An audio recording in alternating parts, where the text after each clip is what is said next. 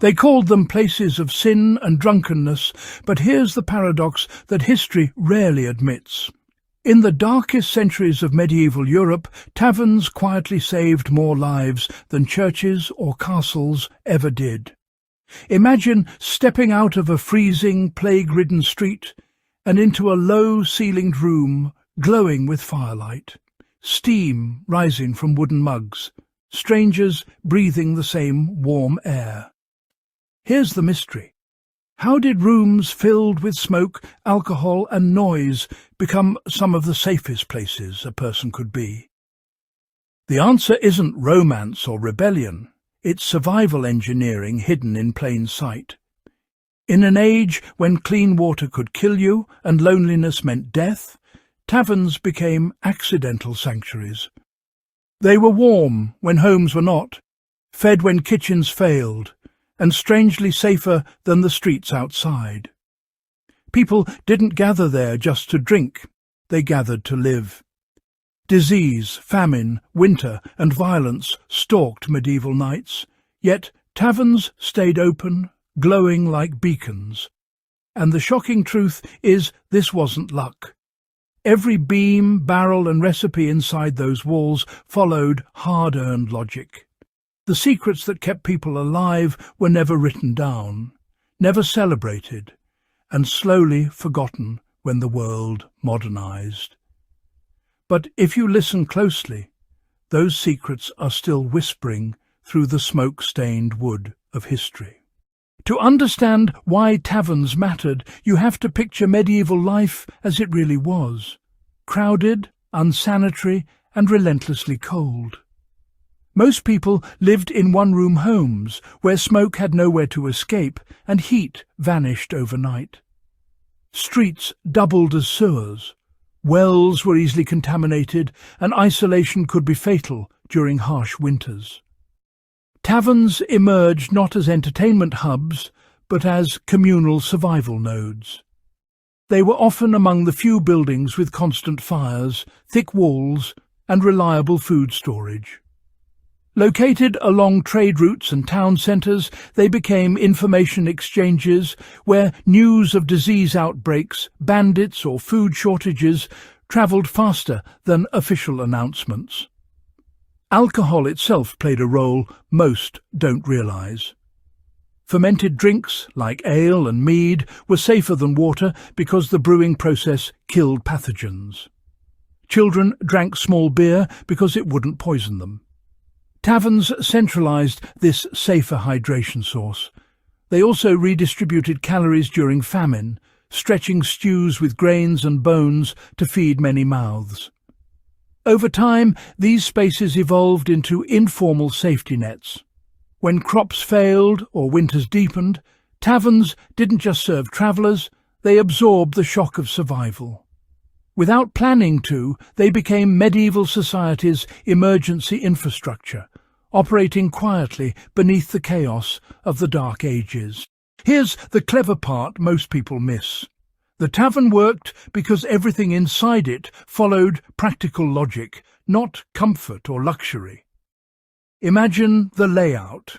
Low ceilings to trap heat, packed earth or stone floors that absorbed warmth all day, and a central hearth that never went out. That fire wasn't decoration, it was life support. Smoke filled the air, yes, but it also repelled insects and slowed airborne disease. Thick wooden tables weren't furniture trends, they resisted moisture and bacteria. Now, think about the food. Stews simmered for hours, boiling pathogens out of meat and vegetables that would otherwise be dangerous. Salted, smoked and fermented foods weren't flavour choices, they were preservation science. Even the alcohol mattered. Brewing required boiling water, and fermentation created acidic environments, hostile to deadly microbes. People didn't understand germs, but they understood patterns. Those who drank ale lived longer. Taverns also regulated behaviour. Violence was discouraged not out of kindness, but because injury meant infection and death. Rules kept people alive. Over generations, trial and error refined these systems. When modern sanitation arrived, the logic faded from memory, but the engineering never stopped working.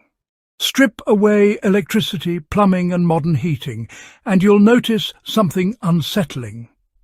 Many medieval tavern principles solve problems we're facing again today.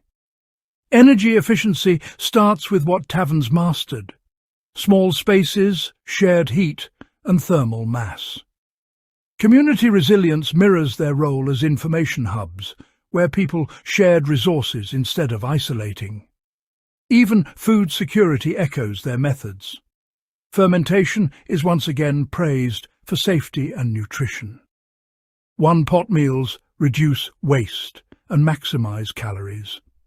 Social connection, now proven essential to mental health, was once a literal survival tool. Imagine modern disaster shelters designed like taverns. Warm centres with communal meals, shared knowledge, and layered safety instead of cold, isolated rooms. In a world facing energy shortages and climate extremes, medieval taverns offer blueprints hiding in history. They remind us that survival isn't always high-tech. It's often about understanding human needs and building systems that quietly support them. The tragedy is that industrialization made these lessons seem obsolete. Taverns turned into businesses, not lifelines. But when systems fail, people instinctively recreate them. Warming centres, soup kitchens, community halls. We're rediscovering what medieval life already knew. So the next time you picture a medieval tavern, don't see chaos and excess.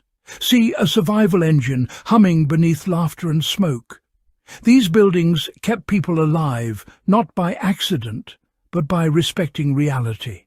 Cold kills, hunger weakens, isolation destroys.